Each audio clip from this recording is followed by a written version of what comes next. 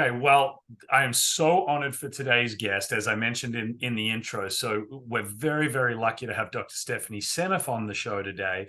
And for those of you who don't know who Dr. Stephanie is, if you've heard anything about glyphosate or the damage that herbicides and pesticides and things like that have caused, then you have probably seen her either interviewed on a documentary or heard her on a podcast. You may have read her amazing book. But I first came across you, Dr. Stephanie, gosh, years ago. I can't remember which documentary it was, but ever since then, every time I see you interviewed or popped up anywhere, I always want to listen to it and watch it. And so when we had the opportunity to bring you on the show, I couldn't have been more excited. So welcome and thank you so much for joining us. Thank you for doing this. So why don't you run our audience through just briefly on who you are, your background. I know you're a research scientist out of MIT, but and really how you ended up on this path looking at glyphosate, because it's one of those fields that there's a lot of money involved on the other side of it. There's a lot of people trying to suppress the damage that our food is causing, that these chemicals are causing, that certain medications are causing. And so it's not like that was a topic that you would have thought, this would be a really good career move to go and attack this thing. So why don't you fill our audience in on your background, but then how you came into this glyphosate world? Okay, yes. And in fact, my background's a bit eclectic because I have an undergraduate degree from MIT in biology, and then master's, EE, and PhD, 3 degrees in electrical engineering and computer science. So it's kind of interesting mix, which I think is actually really powerful and useful. Having a computer science training allows you to look at biology in a different way from people who don't have that training. I believe that, and I think that's helped me to figure things out. I love a puzzle, and really I've been trying to figure out the puzzle of life now for quite some time. And I've always been interested in biology. I never lost that interest, but most of my career was in developing computer skills for the computer to be able to communicate with humans using natural speech. So very different from what I'm doing now. For most of my career, we developed the systems that were precursors to things like Amazon Echo and Siri on the iPhone. So spoken language interaction with the computer. It was a fun career and I really enjoyed it. But actually, by the time about 2006, 2007 timeframe, my field was becoming commoditized. And the industry was excited that they could make money off of it, and they were investing a lot of money. And they when that happens, an academic has a hard time competing. So I was actually concerned about where I was going to go with my career for the remaining part of it.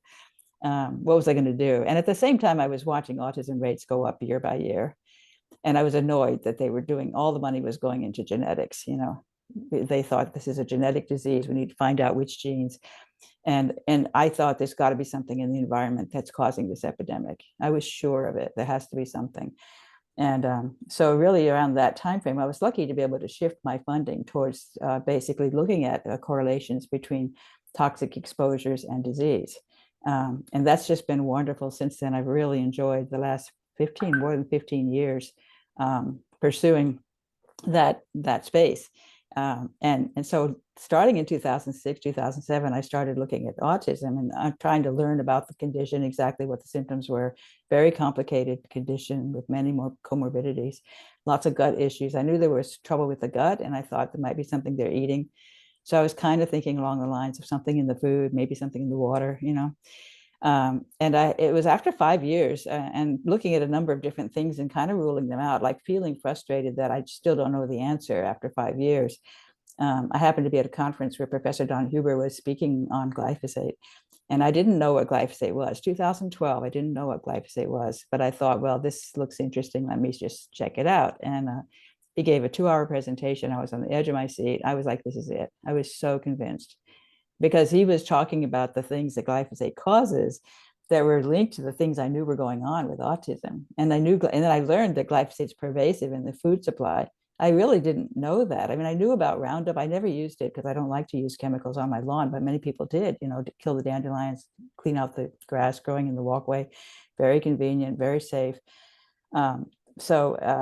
Once I realized it's all over the food supply, and that's really, especially since around late 1990s, when they figured out how to make the GMO Roundup ready crops, the corn, soy, canola, sugar beets, alfalfa, and cotton. The farming became very efficient, and they could fire a lot of farmers and just pour chemicals all over the crop, and the crop wouldn't die because they had this genetic engineering that protected it from the main enzyme that glyphosate disrupts. It gave them a healthy version of that enzyme that wasn't sensitive to glyphosate, so they could just grow these crops and not worry about it. Really reduced the cost of agriculture. Of course, it destroyed the microbes in the soil, and it messed up the minerals, and it messed up nitrogen uptake. There were many things it messed up. And every year the soil gets worse, the crop gets worse. It's more sensitive to other exposures in fungus infection and drought. It's more sensitive to everything when it's been exposed to glyphosate year by year, even when it has that genetic mutation. It's still not going to be as healthy. So they would get much better yields the first couple of years. Then the weeds would also start to get resistant. So they had to use more and more to kill the weeds. And the soil got worse and worse. The microbes died off. The earthworms got killed. I mean, it was just really devastating for the soil. And now we're at a point where they've been using this glyphosate for many years and more every year, because the use of glyphosate on the core crops went up exponentially over that decade from 2000 to 2010. And that's when I was looking at this data and found an exact match between the rise in autism in first grade in the United States, the rise in the prevalence, and the rise in the use of glyphosate on core crops from 2000 to 2010. Perfect match, 0.998.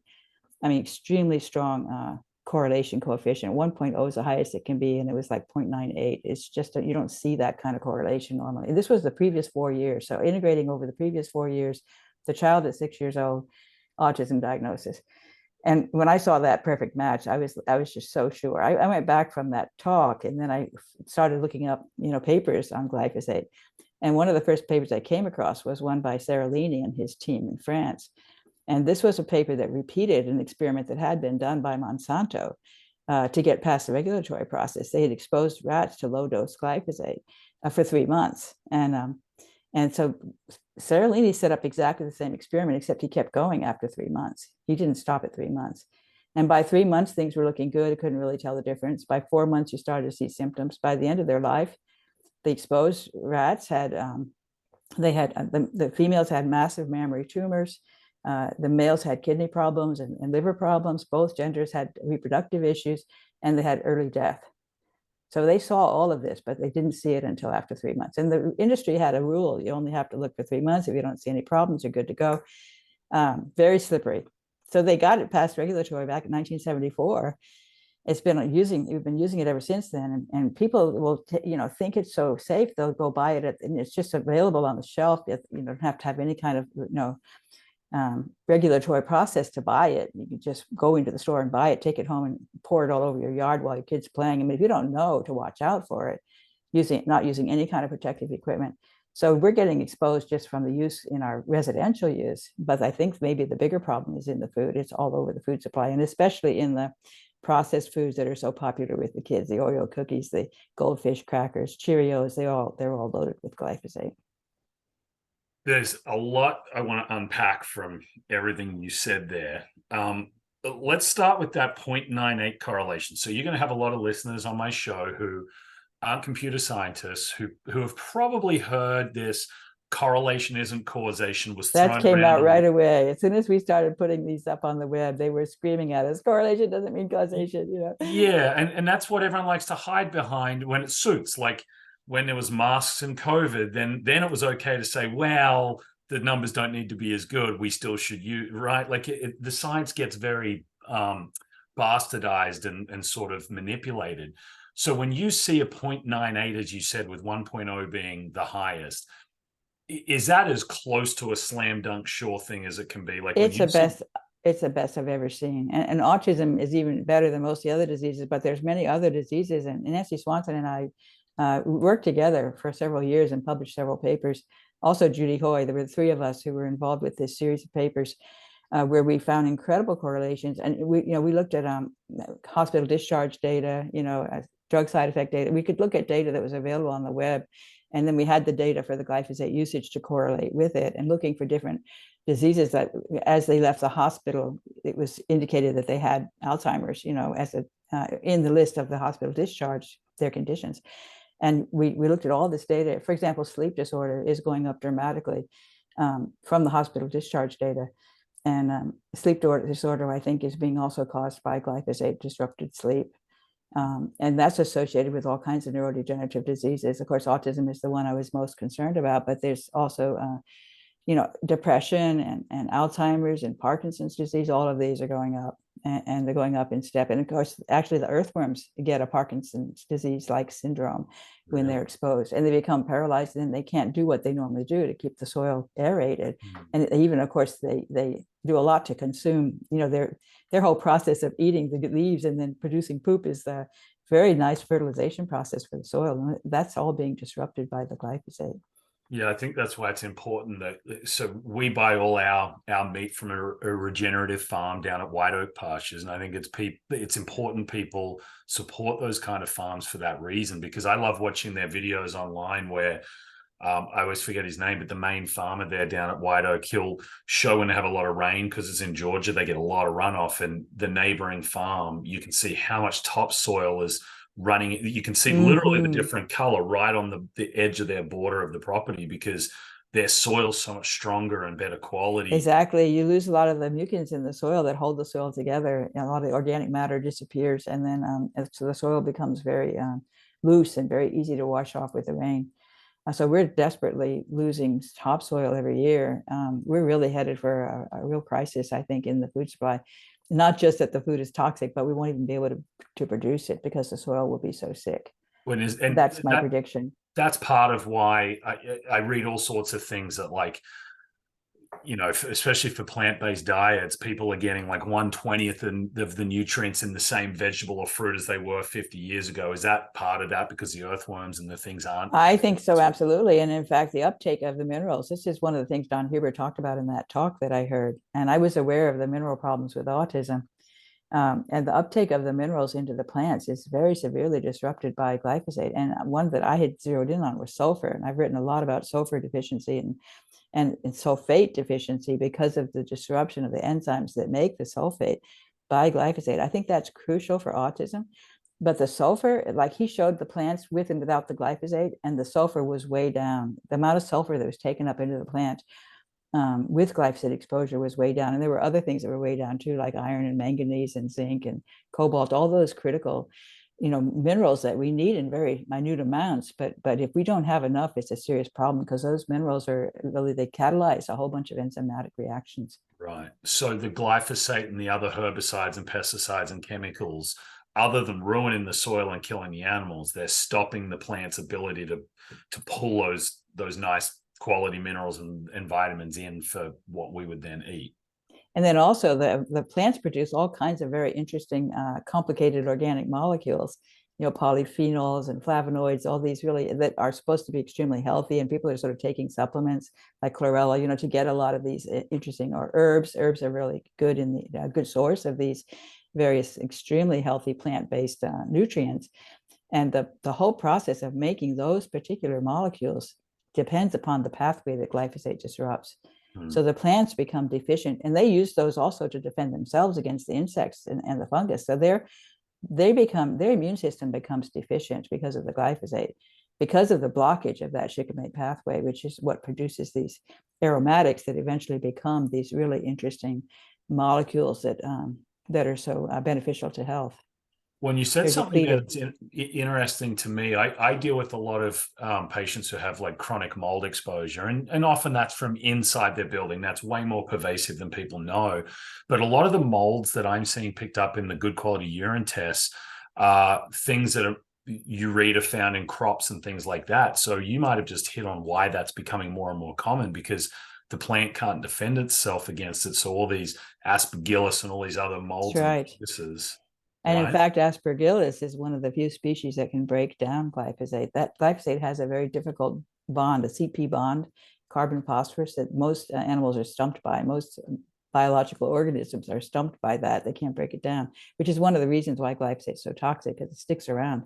But aspergillus can actually break that bond, and then they can use that phosphorus as a source of phosphorus for their own purposes. So that gives them a huge advantage over other species in the presence of glyphosate.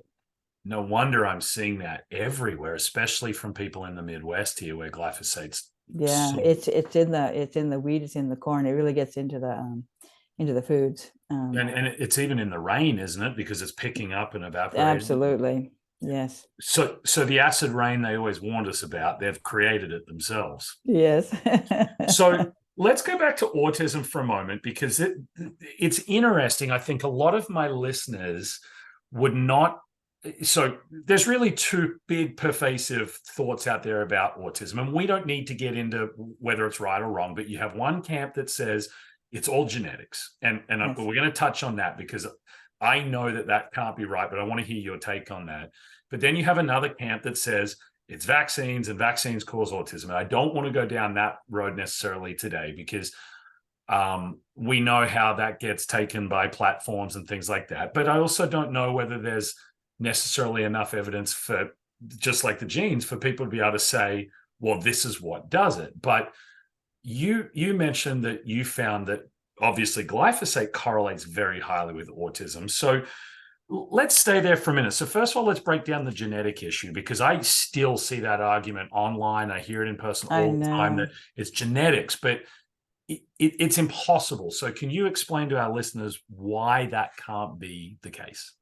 Well, it's really frustrating to me how much money the research has been really directed towards genetics, and they have found like 100 genes, and each one has like 0.5%, of the story. So they, all of them together, they're only up to maybe, I don't know, 5 or 10% of the autistic cases. So they're not making it with genetics. They're wasting a lot of money, and I think genes are a factor.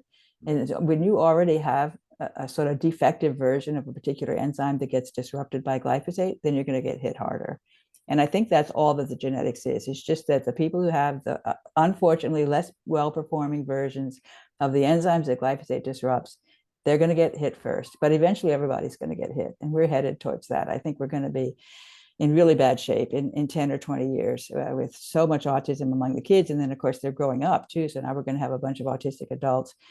I think it's going to be, we're reaching a point where everyone who's healthy will have to spend full time taking care of someone who's not. I think that's where we're headed, and no time to do anything else. I really feel very discouraged about the future in America as I see it right now. 1 in 36 right now.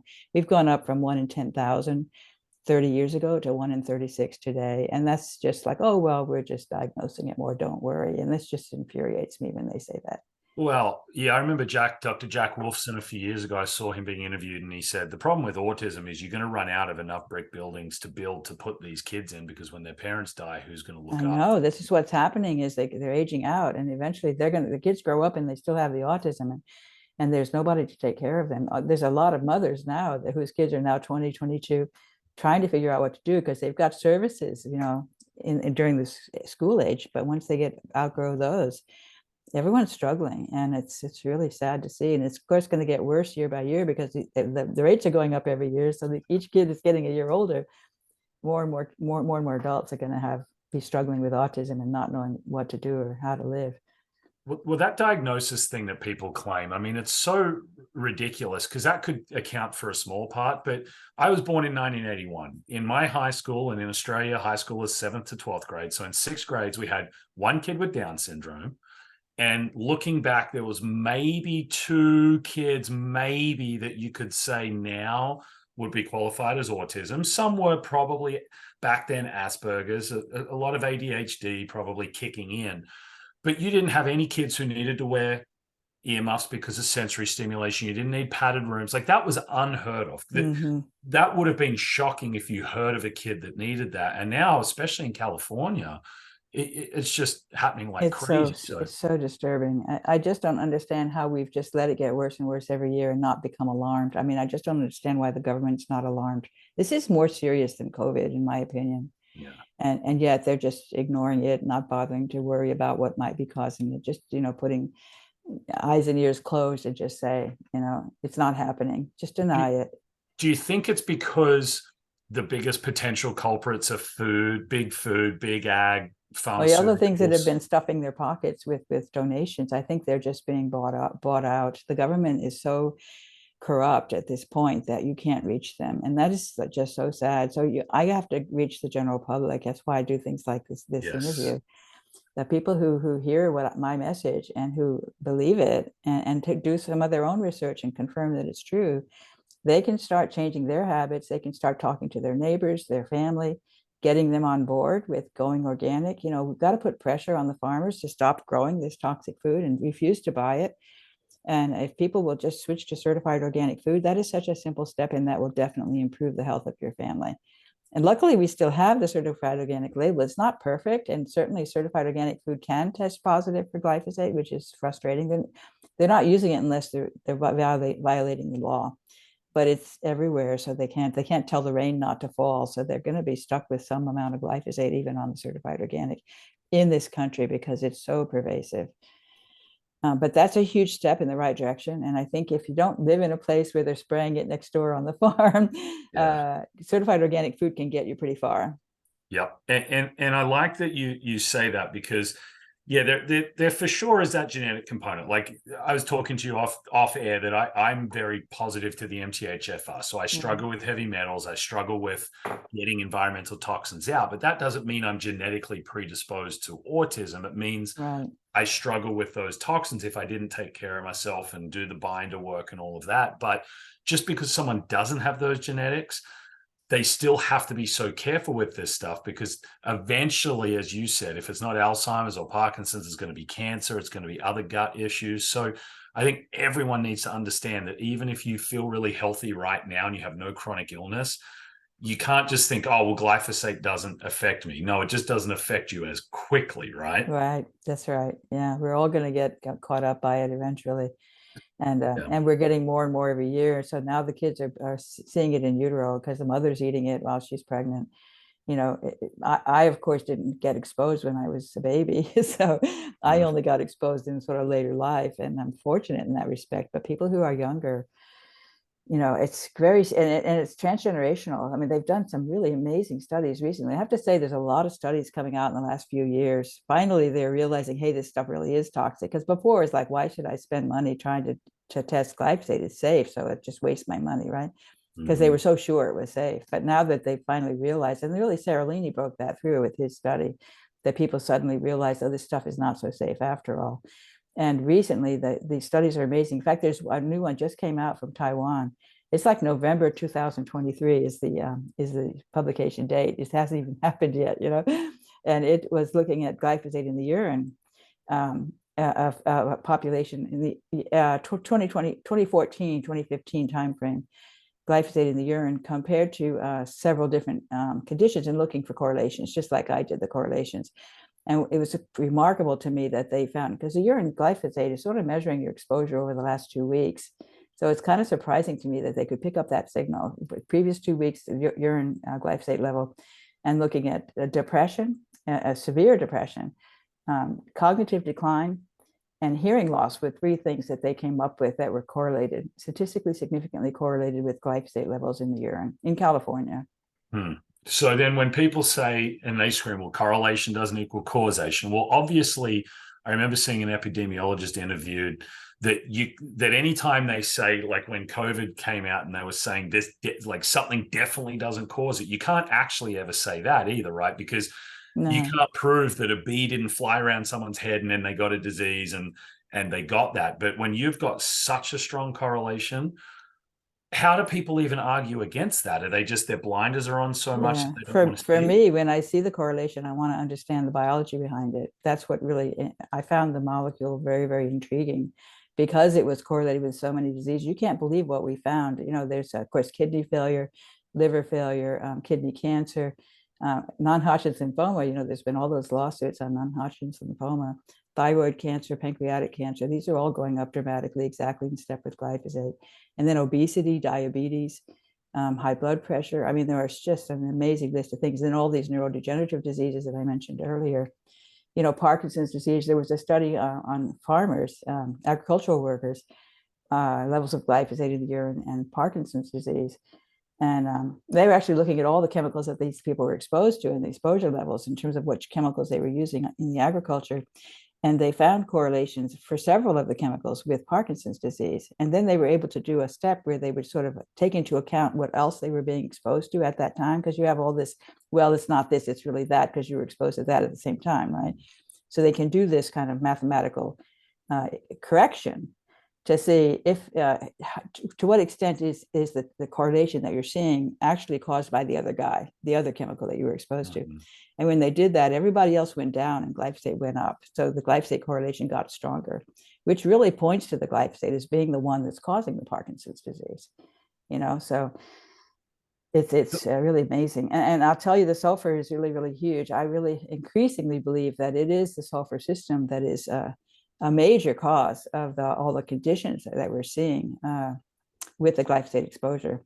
Okay, so my next question was going to be, this thing's causing so much damage. It's not just the gut, it's everywhere. But in your opinion, how is it causing this damage? Because I've heard research studies where I saw one where they showed the intestinal lining and the tight junctions, and then as soon as the cells are exposed, they shrink. And so we have these huge open leaky gut now. But you keep talking about the sulfur. So in simple terms for people, just so they understand, why is this thing so damaging?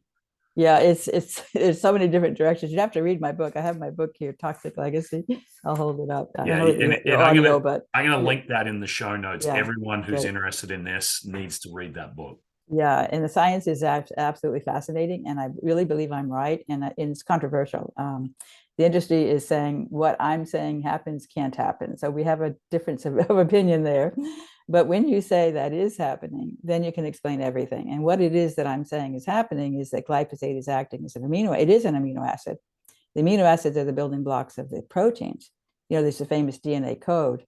It's a 4-letter code, and it's taken 3 ways. So a 3-letter sequence codes for a specific amino acid. It's really quite cool, the biology, the code of life in the DNA that dictates the particular sequence of amino acids that get attached together to make a protein. And the proteins are the workhorses of the body. And one of those amino acids is glycine. In fact, it's the smallest one. It has no side chains. So it's a very trim and neat little molecule. And glyphosate the gly stands for glycine. It is a glycine molecule, except that it has extra material stuck on its nitrogen atom. And so because it's a glycine molecule, it matches glycine in the code. And so it gets stuck in there instead of glycine when you're making the protein. This is what I believe is happening. It's theoretical, but I think I have a chapter where I give the evidence from the research literature that's very powerful, including from Monsanto's own work. Because this shikimate pathway I mentioned, there's an enzyme. This is a little bit technical, but bear with me. EPSP synthase is the enzyme in the shikimate pathway that glyphosate famously disrupts and causes all this trouble for the plants. That enzyme has a glycine residue at the place where it binds phosphate of phosphoenolpyruvate. And so that glycine residue is crucial to make the shape. It's small, so it fits, the phosphate fits. If you take the glycine out and put glyphosate instead, glyphosate is happy to dump its methylphosphonate unit exactly in the spot where the phosphate is supposed to go. It's supposed to fit from the substrate. So the enzyme is going to grab this PEP, phosphoenolpyruvate, and then cause it to react with some other stuff and produce some product. But when you put the glyphosate there, it blocks the PEP from access, and now the enzyme can't work anymore. It kills the enzyme. And the researchers at Monsanto and others have discovered that if you replace that glycine with alanine, which is the closest amino acid to glycine, just has an extra methyl group. So the methyl group gets in the way. It's smaller, much smaller than the methylphosphonate that glyphosate puts in there. It gets in the way and disrupts the enzyme's activity somewhat, but it completely clobbers glyphosate's ability to do anything to that enzyme. That's because it's gotten rid of the code for glycine. There's no longer the code. There's a code for alanine instead. And now glyphosate can't touch it. So that is, to me, extremely good evidence that the mechanism by which glyphosate's messing up that enzyme is by substituting for glycine. And that's a very important point, because once you say that, now you can look at all the other enzymes and where do they have glycines that bind phosphate? Highly conserved glycine at a place where the enzyme binds phosphate. If you replace that glycine with something else, the enzyme doesn't work.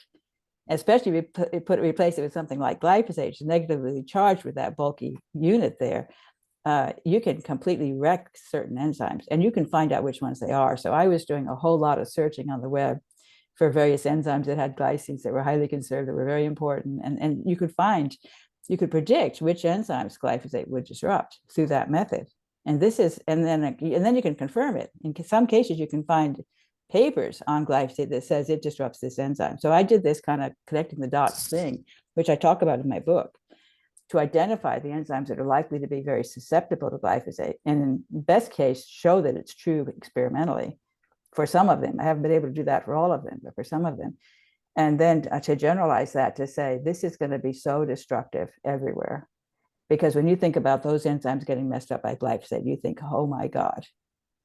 So that's why then so many body systems are involved, because Mm-hmm. those enzymes are that. Okay. So then listening to that, the first thing someone probably thinks of then is, well, can I just take more glycine and negate the damage? That is probably a strategy that can be helpful, because you can kind of hope that there's so much glycine around, it'll grab glycine instead of glyphosate. And people have done that.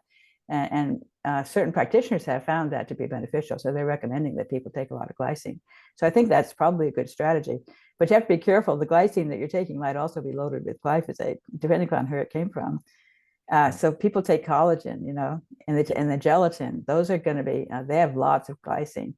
But they're going to be collagen from the cows. Anthony Samsel has tested it and found high levels of glyphosate in collagen. He found it in bone. He found it in Jello. So it's there because collagen has tons of glycine. Collagen has a unique crystal structure that's a three-dimensional helix that's important to have this GXY, where every third amino acid is a glycine. That's what makes that molecule able to form that structure, which is so important for its role in the body. And collagen is the most common protein in the body. Something like 30% of our proteins are collagen molecules, and they're the glue. They're in the bone, they're in the joints, they're in the skin, they're in the brain. I mean, they're everywhere. Collagen, and so it's getting messed up by glyphosate, and I think that's causing some of these. There's a lot of genetic diseases actually that are caused by glycine mutations in collagen, and so glyphosate getting there is like a glycine mutation. So do what I do and keep drinking bone broth every day then. Right. Organic bone broth is excellent. Yes. So aside from doing that, and then also using, like, I really, really like, there's a supplement company called Cellcore, and they have carbon-based technology. So their binders and things work much stronger than most of the others. They have what's called their HMET binder. It's heavy metal environmental toxin binder. So that's meant to bind to all of those things. And I'm sure. Is that like humic acid and fulvic acid, or is it something else? Exactly. It is. Okay, good. So I really like those. Those are really good. And those are also being destroyed by glyphosate. So that's a problem. But humic acid and fulvic acid is organic matter from the soil. Okay, so if you have a binder, because the HMET has those two in it, so that's a binder that will help pull. Yeah, the hope is that it will bind to the glyphosate and take it out through the feces. I think there's also, and I talked about this in my book, there's a possibility, because I've read about it, that there are enzymes that hang out in that humic acid, fulvic acid.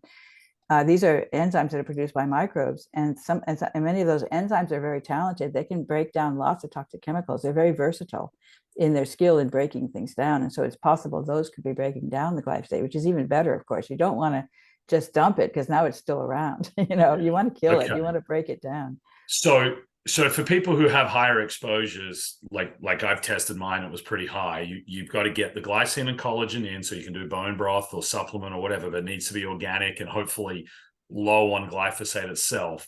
Then the right binders, and then obviously the normal sauna and sweating and mobilize those toxins. Is there anything else people can do other than avoidance? Possibly apple cider vinegar. I talk about this. There was a study on cows that I really appreciated, where the cows tested high for glyphosate in the urine. The cows were sick, and they were treating the cows, and they used fulvic acid and humic acid, and they also used bentonite clay, and then they used sauerkraut juice, which was really fascinating to me. Sauerkraut juice. And so that's a fermented food, and apple cider vinegar would be the same, Acetobacter. So there are some species of Acetobacter that can break glyphosate down. So I would hope that you might have some microbes that can break it down in those fermented foods. So to eat fermented foods in general is a good idea. Kombucha and kimchi, natto, if you can stand it. Yeah, but all things that are going to help that microbiome anyway. Yeah, those are useful to help your gut, and also potentially to be able to break down the glyphosate, which would be wonderful if it's true. Yeah. So let's go back to the court cases and Monsanto's research, because you mentioned that. Yes. I remember when those first big non-Hodgkin's lymphoma cases hit, and that Monsanto, for those who don't know who Monsanto is, they make Roundup, or they did, and then they were bought out by Bayer. I remember reading like these lawsuits were being awarded to these, and not that you want to get non-Hodgkin's lymphoma, but at least these poor people and their family were winning to the tunes of hundreds of millions of dollars. And I remember reading someone break down the cases that there was all this science that showed how dangerous glyphosate was. And there was the only science that showed that it was safe, which was a lot of it was all Monsanto science. So Yes. what's happening there? And do Monsanto know what's going on and they're hiding it, do you think? I absolutely think so. I think they even designed the experiments to fail, because I think when they set that rule about the 3 months, don't look beyond 3 months. My guess is that they discovered that if you look beyond 3 months, you get trouble. So let's just quit at 3 months. And they also had one that if you test it at a higher concentration and you don't see problems, then you don't have to look any lower. You don't have to reduce try it at a lower concentration. But endocrine disruptors have a unique property that at very low levels, they're actually more toxic than they are at higher levels. They start to behave like hormones, and they cause hormonal disruptions. And glyphosate has been shown in many different experiments to be an endocrine disruptor for sure. And there's a recent paper that came out that was a review paper, and looking at all this literature, different ways in which it's messing up the thyroid, it's messing up the sex hormones. I mean, it's just a mess as far as, and it's an estrogen, mimetic, and so it just has lots and lots of issues with the hormonal system with respect to low dose glyphosate. So people who have either thyroid or hormonal issues, or especially estrogen driven cancers like breast cancer, really should test their glyphosate levels then. Absolutely. I think it's going to be connected to breast cancer. Anthony Samso found glyphosate in a tissue sample. He gets all kinds of interesting things to look at, and he likes to go and check out the glyphosate in these tissues. And he found he got a sample of breast tissue from a breast cancer patient and found glyphosate in it. He also did a horse of a hoof. So he had the horse that died of founder, which is a crippling condition that has to do with unhealthy hooves. And he got a piece of material from the hoof of this horse and found lots of glyphosate in it.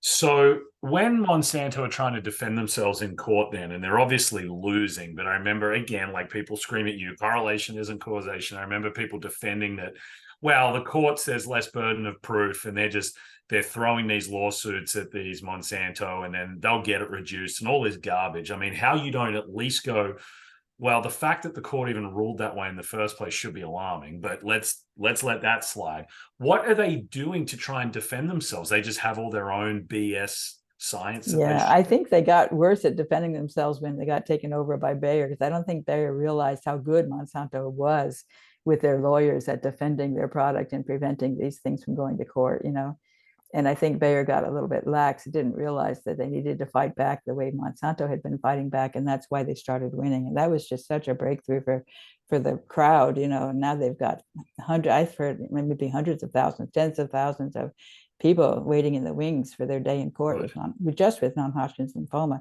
If you can prove a connection with autism, they're going to be in really big trouble. And I would love to see that happen. And that's one thing I'm trying to do, because I see so much evidence with autism, and it's really striking. And I want to say more about the sulfate, actually, if you don't mind. I'll talk about the sulfate a bit more, because I first learned about sulfate in autism early on, before I knew about glyphosate. I ran across some work by a woman named Rosemary Waring, and this was in the 1990s. She was writing papers, she was doing research she was actually treating autistic kids. And she had something like 100 autistic kids that she was working with, and she was measuring different metabolites in their urine, just looking for things, just kind of scrolling, trolling, if you will, looking for things that might be out of whack. And what she found that was really striking, and she really pointed this out, was that these autistic kids were dumping sulfur in weird ways. They had huge amounts of thiosulfate and sulfite, way more than the normal controls, in their urine. And they had twice as much sulfate in their urine also as the controls. So they're dumping sulfate, and they're dumping other sulfur metabolites that are similar to sulfate, that can become sulfate with an enzyme, type of thing. So she said there's something messed up in the sulfation system in these kids. And I picked up on that before I even knew about glyphosate. I was looking for something that would be messing up sulfate. And she showed, so then what's really great is that there was a paper. She was back in the 1990s, and then there was a paper that showed up maybe in 2021, very recently, looking at sulfation pathways in autism. And these people looked at autistic kids, and they measured the enzymes that that add sulfate to various molecules. And this is what's so important in the body. And I've realized this, as I said, since the beginning. When I first started looking at autism, I was looking at all these different, again, these polyphenol compounds, all these things that have these rings. Cholesterol is a good example, vitamin D, even vitamin C, and all these aromatics that come out of that shikimate pathway. They're rings, they're carbon rings. And these molecules with rings have very important properties in terms of helping the mitochondria make ATP. So they're very interesting molecules with interesting electric activities that they can do to facilitate reactions and things like that. But what the body has learned to do with all these, and all the hormones, by the way, too, they're also these rings, and they're also sulfated. All these things are sulfated in transit. The polyphenols, the hormones, all the hormones, the aromatic amino acids that come out of that shikimate pathway, they're all sulfated. Cholesterol is sulfated, vitamin D is sulfated, vitamin C is sulfated. All these things, the body puts a sulfate on it. Sulfate is SO4 minus 2, 1 sulfur, 4 oxygens, minus 2 charge. And sulfate is extremely important in the body. It needs to be positioned along, lining all the blood vessels. It gets hooked into the extracellular matrix. The glycocalyx is so-called glycocalyx, which lines all the blood vessels. There's all these sulfates attached in there at various places. And in the brain, there's heparan sulfate in the brain ventricles. That's absolutely essential for the development of the brain. And so anyway, these autistic kids, so many studies have shown that autistic kids have a deficiency in heparan sulfate in the brain ventricles. That's in the cerebrospinal fluid, insufficient heparan sulfate. And autistic mice do too. They have these mice that breed true to autism, and they have insufficient heparan sulfate in the brain ventricles. And even, for example, Alzheimer's, there's a whole series of papers by a group on Alzheimer's. Professor Han is the lead. And they showed that sulfatide, which is the only sulfonated lipid, is deficient in the Alzheimer's brain, even very early, even when the symptoms have hardly even appeared. Sulfatide is deficient, and it stays deficient the whole time. And so that's another sulfated molecule. So all these sulfated molecules are really, really important for biology to work. And you depend upon the enzymes that stick the sulfate on. They take a sulfate ion and connect it to a molecule like cholesterol to make cholesterol sulfate. And when you do that, you make a fat-soluble molecule water-soluble. And this allows you to just dump it out into the blood to distribute it. So cholesterol has to be packaged up inside LDL particles to get shipped. And when you have high serum LDL, you're going to get stuck on a statin drug. But if you've got sulfate, you can just ship the cholesterol sulfate without the LDL particle. In fact, you put it into the membrane of the LDL particle, and it helps to protect that particle from damage due to oxidation and glycation. So the sulfate is super, super important. The sulfate is also used to detoxify all kinds of toxic compounds. In the liver attaches the sulfate, and then it can just ship it out in the blood. It can get out through the urine. If you can't attach the sulfate, it's going to become toxic and you can't get rid of it. So it's just all these things that are so important. Sulfate is so important for everything. And what this paper, but getting back to this paper in 2021, what they show specifically is that these autistic kids had a defect in the enzyme that adds sulfate to polyphenols in the gut. In the gut, that enzyme was defective. And also that enzyme was defective in the blood. But furthermore, they actually did post-mortem data on the autistic kids and found out that heparin, the enzyme that makes heparan sulfate, was also defective in these kids, and they had low heparan sulfate in their brain. So, I mean, this is just like a home run as far as I'm concerned, because it didn't say anything about glyphosate, but it's showing, yes, Rosemary was right. These kids have a defect in the ability to add sulfate to these important molecules. And that just has a huge effect on so many different aspects of biology you can't imagine. Yeah, just that one defect. Well, yeah. So if you're deficient in sulfur, so things aren't going to transport properly, you're probably prone to way more inflammation. So there's the gut and brain. Yes, absolutely. That goes directly to inflammation. Right? And your blood lining becomes unhealthy because you need that sulfate to make the gel that lines all the blood vessels. The sulfate helps to make the gel of water. And this gets into Gerald Pollack's work. I don't know if you're familiar with Gerald Pollack. No. Yeah, he's a fun guy. He's done a lot of work on water, and he's looked at gelled water, like Jello, right? Jello it's water, mostly water, but it's firm. And that gel is really, really important in biology. Most of the water in our body, we have a lot of water, and most of it's gel. And the blood has to circulate, so it can't be gel. And sulfate helps to make things turn into gel. But you can't just throw a lot of sulfate, free sulfate into the blood, because it'll gel the blood and then you'll have no flow. So the body, so part of what goes on with this sulfation of all these molecules is to be able to ship the sulfate around. So the sulfate helps the molecule to get to where it needs to go, and the molecule helps the sulfate to get to where it needs to go. They work together, and then both of them get delivered, and then they get taken apart, and the sulfate can be put into the glycocalyx, and the cholesterol can go in and help the cell with its membrane. So it all works out nicely as long as the sulfation pathways are working. But when those are broken, you are in big trouble. So if I was a parent listening to this and had an ADHD child or grandchild, the two questions that would come to my mind immediately then would be, well, number one, how do I fix that sulfur pathway? And number two, why is because I hear this all the time, that a parent started feeding their child a healthier diet and doing those things, and their autism doesn't necessarily cure, but it almost always gets better. So my two questions would be, how is that affecting the sulfur pathway, and how do I go and add more sulfur in there to help my child then? Right. And I think a lot of people have sulfur sensitivity. They complain about they can't really eat sulfur containing foods because it makes them sick. Brussels sprouts or broccoli. It's like exactly. Those are super good sources of sulfur. But people become sensitive to it. And I think that's, again, because of the glyphosate, because sulfite is a very toxic, very free radical. It's like a oxidizing agent that can cause a lot of damage.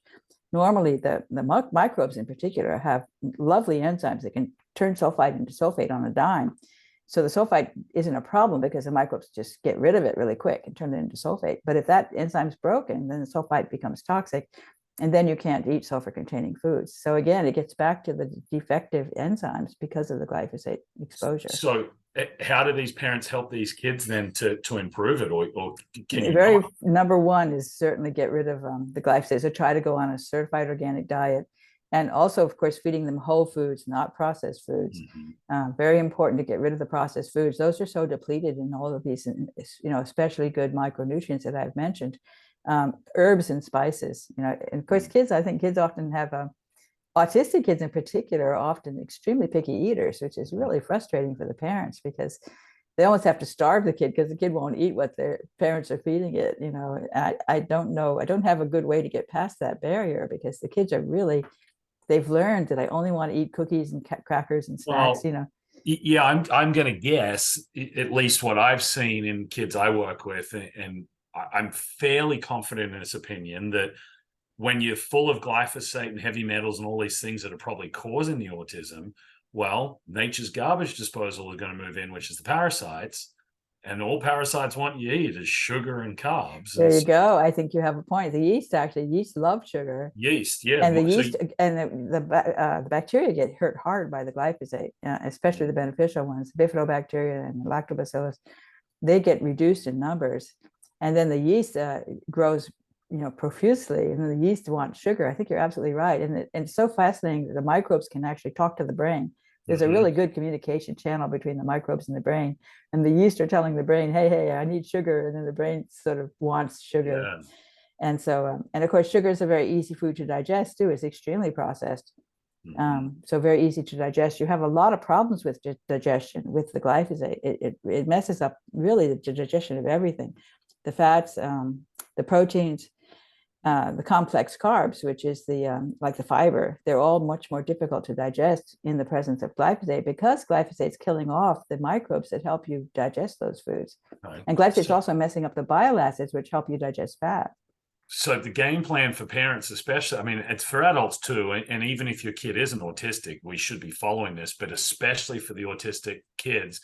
So they're probably improving on a better diet because not only are they getting more micronutrients that helps their body, but they're getting way less of the glyphosate and pesticides, right? So yes, we've got to get them eating healthy so we can avoid these other nasties. We want to limit how many chemicals and metals go in their body in the first place. Then when they're doing that, we can address the parasites, the yeast, the mold, whatever else is going on, and hopefully bind to that glyphosate. And then realistically, if you're right, if your theory is right, which I think you are, a lot of that damage potentially can and does turn around, right? That's what I'm hoping. And then, of course, you can find out you can eat sulfur. Like, I think you could reverse your sulfur sensitivity if you could get rid of that glyphosate. I don't know if that's true, but I would expect so. And of course, there's gluten sensitivity too. And a lot of people are sensitive to gluten. And when they go to Europe, they can eat the bread. Many people have told me that. In Europe, it's fine, but in America, I can't eat the bread. And we are really fond of glyphosate, and we spray the wheat right before harvest with glyphosate. And we've tested it, that people have tested the cookies and crackers that come out of the wheat, they're loaded with glyphosate. So I think that glyphosate sensitivity, it's the glyphosate, not the gluten, that's actually causing you to be gluten intolerant. I agree. And it's also, as Dr. Stephen Gundry shows, it's the lectins in that wheat, that the WGA, more than the gluten. But that doesn't fully explain why people can eat it in Europe. I think it's treated differently, but they're basically banning a lot of these pesticides, aren't they, over there? Well, they use a lot less. Canada did a big, actually, the government of Canada, thank you, did a big study on different foods, looking at the levels of glyphosate in different foods in Canada and imports from Europe and from US and from Mexico. And they got a bunch of numbers. And there's a book called Poison Foods of North America that is based on the results of the government. Tony Mitra is a friend of mine, and he's the one who got the government to do these tests, and then he produced that book. And it was demoralizing because they found really high levels of glyphosate in many of the foods from Canada and from the US. They really stood out. Mexico came in right in line with Europe, much lower levels of glyphosate across the board. And Europe, much lower in Europe, much lower in Mexico. So, if you buy imports from Mexico, you're probably getting less glyphosate. Mexico actually plans to ban glyphosate. I'm so excited about that. US has been trying very hard to get them to not agree to not do it, but they've been fighting back, and so far so good. As far as I heard last time, they're still on board to ban glyphosate. That's US great. is all upset about that because then we can't sell, certain products to them. Well, and look at that. We've got to give the Canadian government some credit, because I'm very critical of the way they've handled a lot of things in the last few years. But look at them doing one thing well. I know, because the US government, the only thing I'm aware that they've ever tested is in 1 year, they tested soy samples. They did 300 soy samples. They found glyphosate in something like 95% of the soy samples.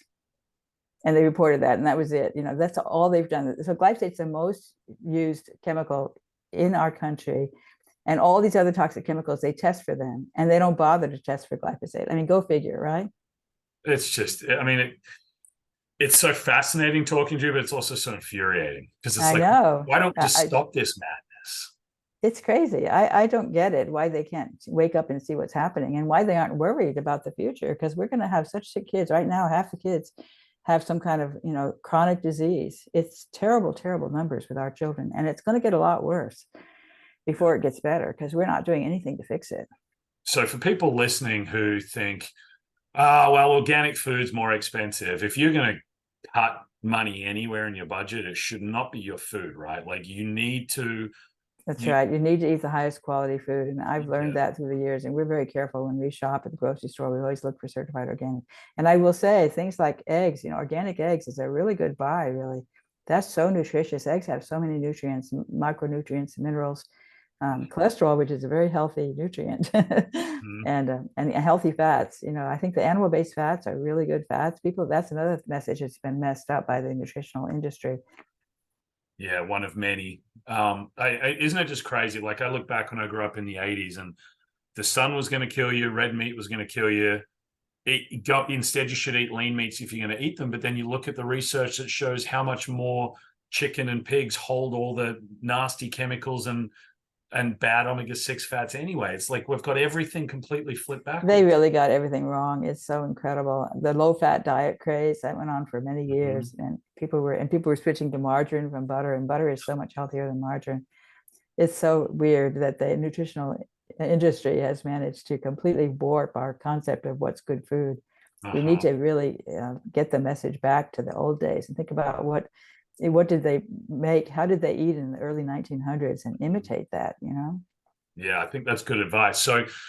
So really then, people, other than buying your book and understanding this, we change this through where our money is spent, right? Like, Absolutely. More money on food, less money on healthcare. That's what's going to happen. You're going to save the money in the long run, because healthcare can be really expensive when you've got something like autism or Alzheimer's, Plus, of course, your lifestyle becomes very different. Well, yeah, I think even if organic's too expensive, pick the foods, because I remember seeing Mercola did a study where with avocados, for example, they couldn't detect a difference in organic versus non-organic of how much pesticide. Okay, great. So if you have to skimp, go and buy non-organic of the things that at least don't seem to uptake. Right, learn which things. And with glyphosate, there's some surprises because I didn't know this until I found it out from the Canadian data, but lentils, chickpeas, garbanzo beans, loaded with glyphosate. The highest numbers were showing up in those products. They're sprayed right before harvest. That's the thing.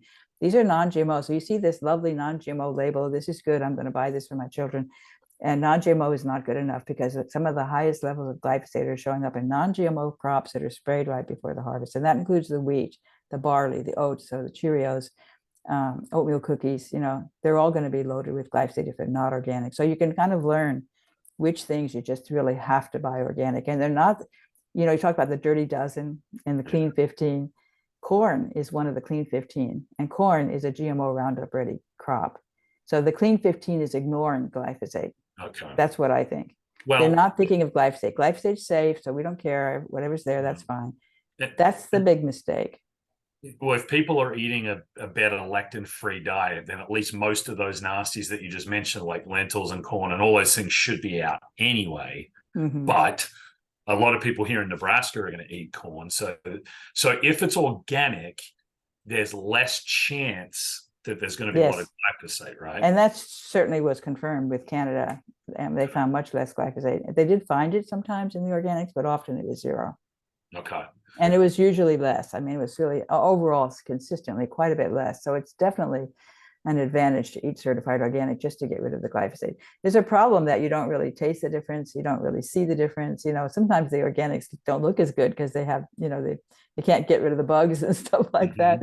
So you kind of think, why am I spending all this extra money for this food that doesn't look as good as that one over there? And you just have to remember that it's so important not to get those chemicals. And of course, it's not just glyphosate, all the insecticides and the fungicides, the other herbicides, they're all bad. They're all bad. We should And what scares me is, like, if we buy our organic berries, my whole family loves berries, we have to eat them quickly, otherwise they go bad. I know, that's right. I've done that. I've been so crushed because I let the raspberries go bad. Yeah, but I don't think berries should keep for 3 weeks in the fridge. That says to me something's not natural. So I don't know. Look, you're a wealth of knowledge, Dr. Stephanie. Your advice is phenomenal. I think everyone listening to this needs to go and buy your book. So I'll link to that. Is the best place for them to get it through your website? Or I think if you can do stephanieseneff.net/book, that's a branch of my website where I have links to the various booksellers. Perfect. We'll have that in the notes. Gosh, there's so many things that I would love to dive deeper with you on. So I might try and bail you up again in a few months to get you back on the show, because I'm going to get a load of questions from people. Hey, what does she think about this and this? And maybe I just have a whole Q&A one for you loaded up sometime down the road. Yeah, we can do it again. This was lovely, and I enjoyed talking to you. So yeah, I really appreciate you giving up some of your time. I know how busy you are. So thank you so much, and we'll chat soon. Okay. Bye-bye.